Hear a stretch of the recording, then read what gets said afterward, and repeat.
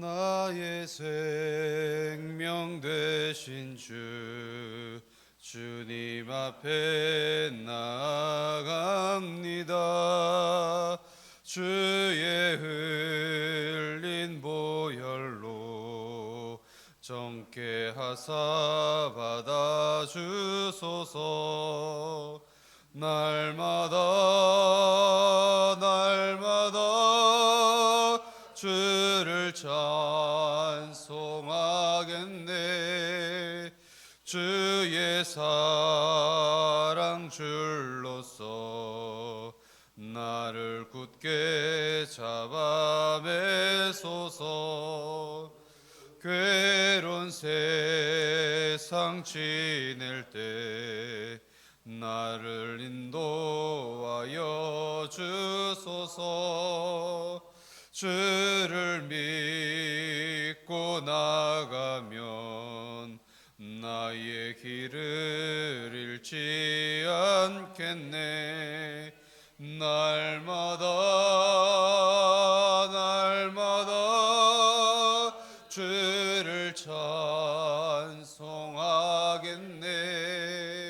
주의 사랑 줄로서 나를 굳게 잡아매소서.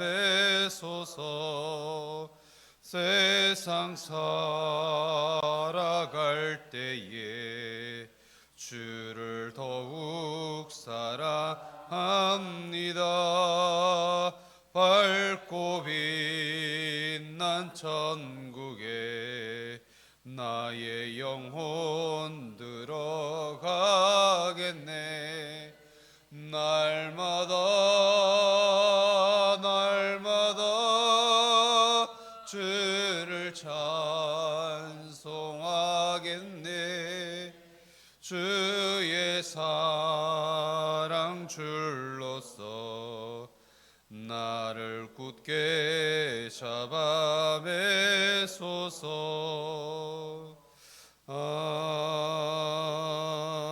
아멘. 함께 신앙 고백 드리시겠습니다. 나는 전능하신 아버지 하나님 천지의 창조주를 믿습니다. 나는 그의 유일하신 아들 우리 주 예수 그리스도를 믿습니다.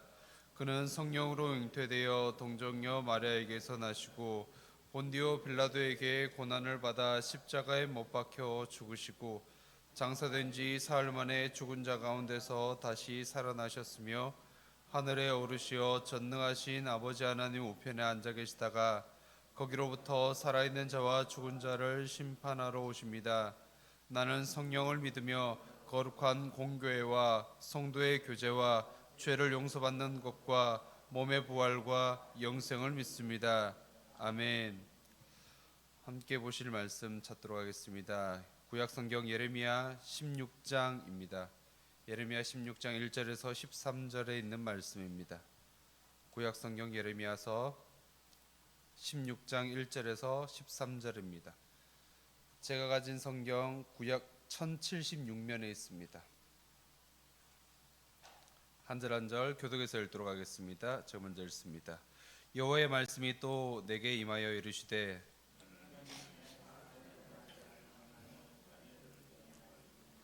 이곳에서 낳은 자녀와 이 땅에서 그들을 해산한 어머니와 그들을 낳은 아버지에 대하여 여호와께서 이와 같이 말씀하시오니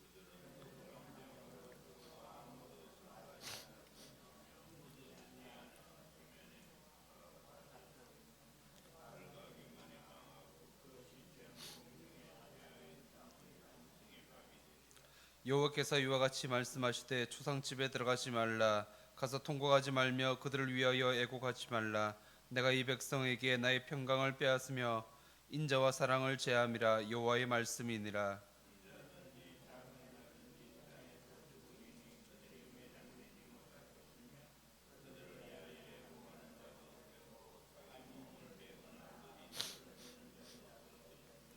그 죽은 자로 말미암아 슬퍼하는 자와 떡을 떼며 위로하는 자가 없을 것이며 그들의 아버지나 어머니의 상사를 위하여 위로의 잔을 그들에게 마시게 할 자가 없으리라.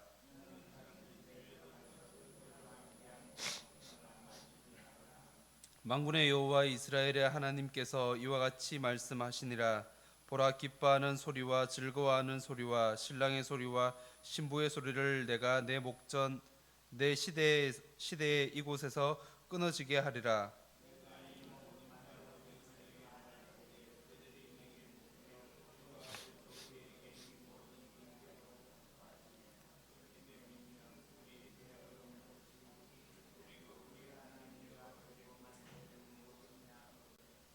너는 그들에게 대답하기를, 여호와께서 말씀하시되 너희 조상들이 나를 버리고 다른 신들을 따라 그들을 섬기며 그들에게 절하고 나를 버려 내 율법을 지키지 아니하였음이라.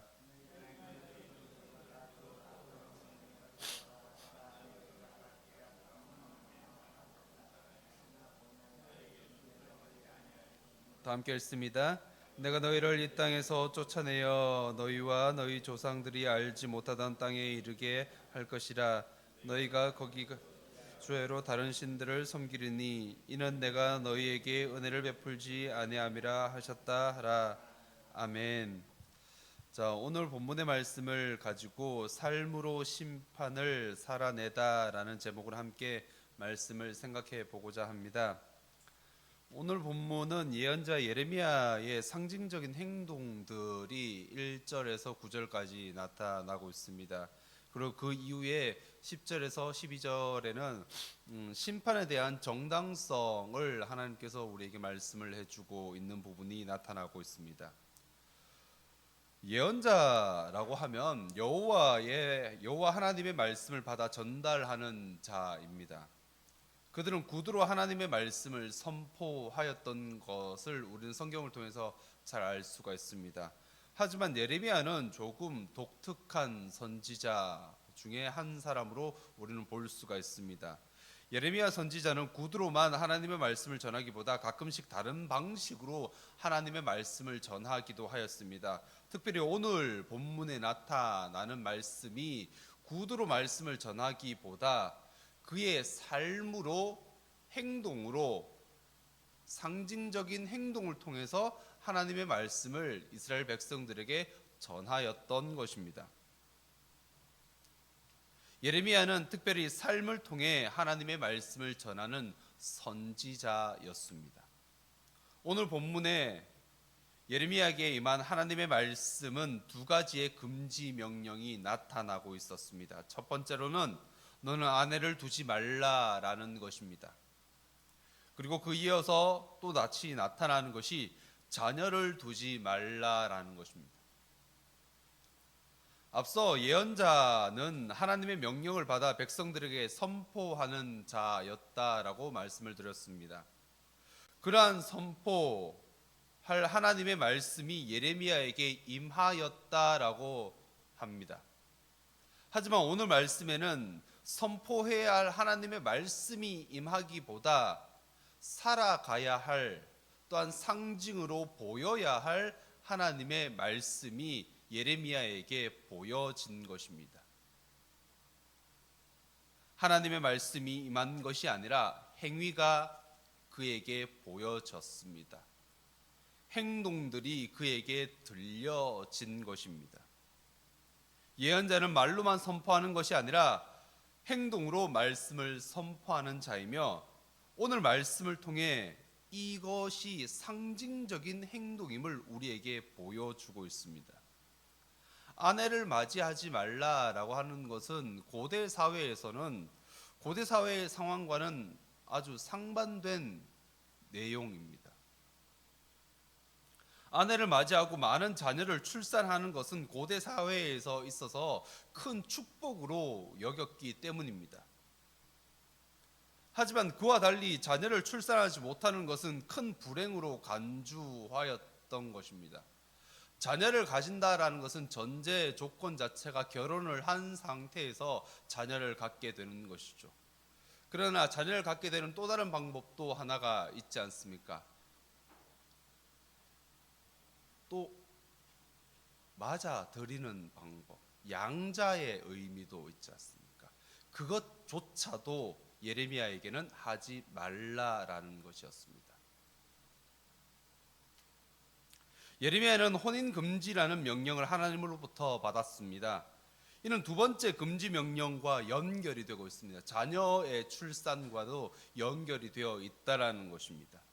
예레미야가 받은 명령은 개인적인 명령에 그치지 않았습니다. 예레미야의 상징적인 행위는 이스라엘 백성에게 선포되어야 할 행동이었던 것입니다. 예레미야는 결혼을 하지 않고 자녀를 출산하지 않는 모습을 이스라엘 백성들에게 보여줌으로 이스라엘 백성이 하나님과 단절되었다라는 모습을 알려주고 있습니다. 이것은 3절과 4절은 이미 출산한 자녀와 부모 세대에 대한 선포라고 볼 수 있습니다. 3절에는 나타라는 말이 3번 정도 반복되고 있습니다. 이렇게 해서 미래에 대한 희망적인 의미가 되겠구나라고 생각할 수도 있지만 뒤이어서 4절에는 죽다라는 부정적인 단어가 연결되고 있습니다.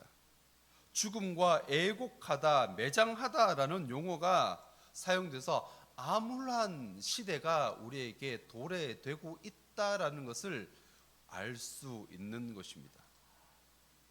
이어서 5절에 여호와께서 예레미야에게 또 다른 상징적인 행동을 말씀하셨습니다. 명령의 내용은 초상집에 들어가지 말라라는 겁니다. 통곡하지 말라, 애곡하지 말라라는 것이었습니다. 초상집에 들어가는 것은 통곡과 애곡을 하기 위한 전조 단계입니다.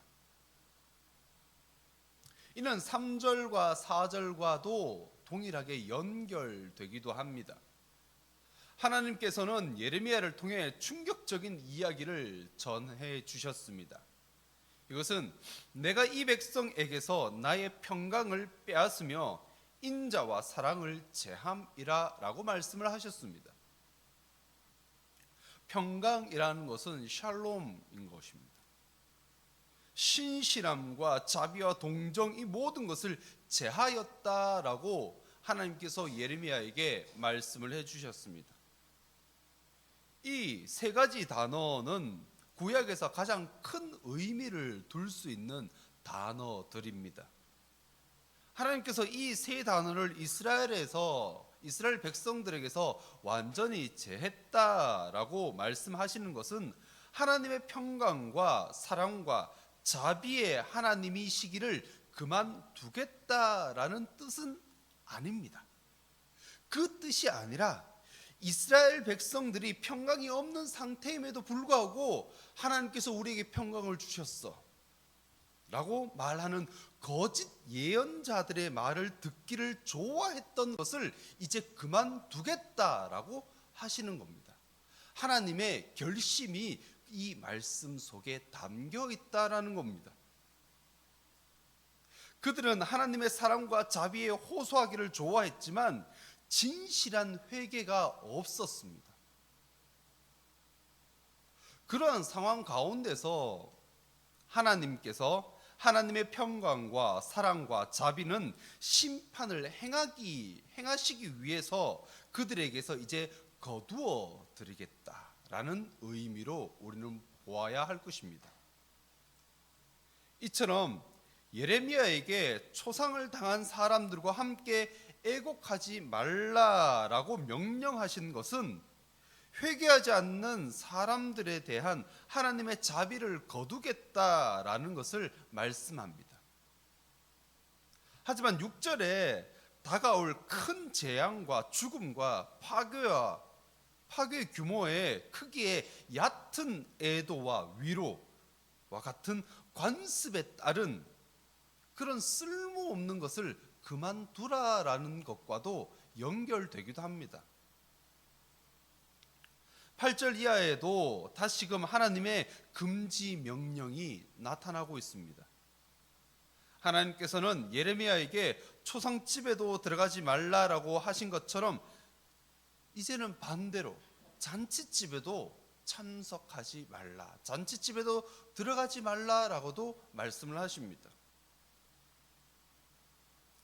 우리가 앞서 본 것처럼 1절에서 9절까지는 여호와 하나님께서 예레미야에게 상징적인 행동을 통해서 명령하신 것과 그에 대한 의미를 밝혀준 부분이었습니다. 이후에 나타나는 10절에서 11, 12절 같은 경우에는 13절까지 같은 경우에는 이제 재앙 선포를 들은 이스라엘의 반응을 보여주고 있습니다. 또한 정당한 심판의 정당성을 이유에 대해서 하나님께서 설명을 하고 있는 내용이 나타나고 있습니다. 10절은 재앙 선포를 들은 이스라엘의 반응이 나타납니다. 이스라엘은 여호와 하나님께서 자신들에게 재앙을 선포하는 이유를 도무지 알지 못하겠다라는 의미로 오늘 본문의 말씀에 나타나고 있습니다. 오늘 본문은 이렇게 말씀합니다. 우리에게 이 큰 재앙을 선포하시면 어찌 됨이냐 라고 말씀을 합니다. 이스라엘의 이러한 질문을 하는 것에는 자신들은 우리는 잘못이 없는데 하나님께서 왜 우리에게 이러한 큰 재앙을 내리실까? 하나님 지금 실수하고 계시는 건 아닌가? 지금 잠깐 착각하고 계시지는 않은가? 이러한 기본 의미가 담겨 있다라는 겁니다. 그러한 질문은 자신들은 잘못이 없습니다라는 것을 말해주고 있는 겁니다. 그러한 것을 전제로 하고 있습니다. 하나님께서 그러한 질문에 예언자가 어떻게 대답을 해야 할지 알려주고 계십니다. 11절에 여호와가 이스라엘의 죄를 상세하게 나열하고 있는 모습이 그려집니다. 이스라엘의 죄는 다른 것이 아닙니다. 세 가지였습니다. 버린 것이었습니다. 두 번째로 섬긴 것이었습니다. 세 번째로는 절한 것이었습니다.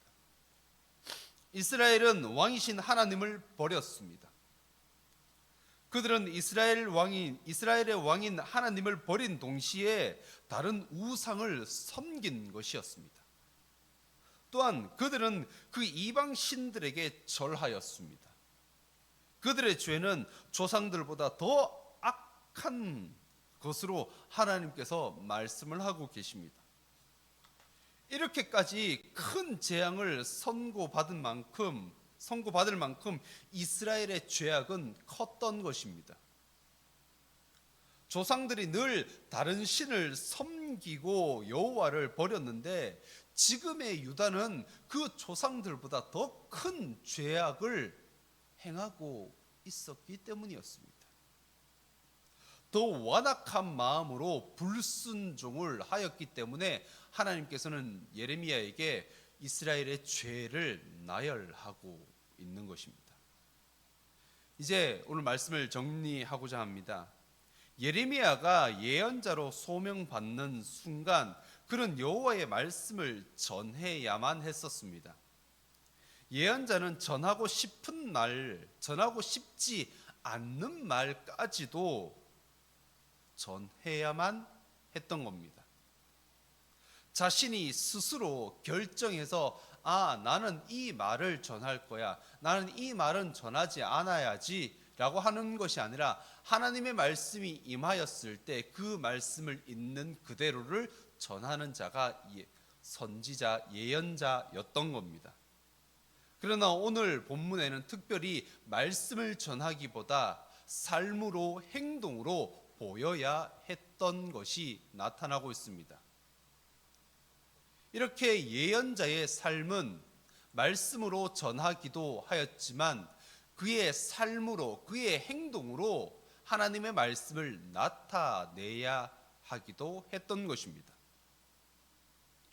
예언자는 자신의 삶조차 하나님께 붙들린 자임을 오늘 말씀을 통해 보여주고 있습니다. 오늘 하루를 살아가는 우리에게도 동일하게 적용될 수 있을 것입니다. 우리는 하루하루를 하나님의 말씀에 의지하며 살아가는 그리스도인입니다. 우리의 결정에 따라 순종하는 삶이 아니라 내가 순종하고 싶은 하나님의 말씀만 착취해서 순종하는 것이 아니라 하나님의 말씀이면 아멘으로 화답하고 순종해야 할 것입니다. 오직 하나님의 말씀에 순종하며 오늘 하루를 살아가는 우리 삼성교회 모든 성도들이 되기를 주님의 이름으로 축복드립니다. 다 함께 기도하겠습니다. 하나님 참 감사합니다. 주일 이후 월요일 이 새벽 하나님께서 우리를 불러주시고 또한 지난 한밤도 평안한 잠을 이루게 하셨다가 이 새벽에 올라오게 하심을 감사합니다. 하나님, 오늘 예레미야의 말씀을 들었습니다. 삶으로 심판을 살아내는 예레미야의 모습을 살펴보았습니다. 그렇습니다. 하나님, 예언자는 하나님의 말씀을 선포하기도 하지만 삶을 살아가는 자임을 오늘 말씀을 통해 살펴보았습니다. 하나님, 우리의 모습이 예언자의 모습으로 삶을 살아가게 하여 주시옵소서. 하나님의 말씀이면 아멘으로 화답하며 그 말씀이 나의 생각과 조금 다를 수 있지만 아멘으로 화답하며 삶을 살아갈 수 있게 하여 주시옵소서. 이 하루를 살아갈 때 오직 하나님의 말씀을 가지고 살아갈 수 있게 하여 주시옵소서. 우리에게 그 믿음을 허락하여 주시고 그 은혜를 우리에게 내리어 주시옵소서. 모든 것 주님께 맡깁니다. 거룩하신 예수님의 이름으로 기도드리옵나이다. 아멘. 하늘에 계신 우리 아버지, 아버지의 이름을 거룩하게 하시며 아버지의 나라가 오게 하시며 아버지의 뜻이 하늘에서와 같이 땅에서도 이루어지게 하소서. 오늘 우리에게 일용할 양식을 주시고 우리가 우리에게 잘못한 사람을 용서하여 준 것 같이 우리 죄를 용서하여 주시고 우리를 시험에 빠지지 않게 하시고 악에서 구하소서. 나라와 권능과 영광이 영원히 아버지의 것입니다. 아멘.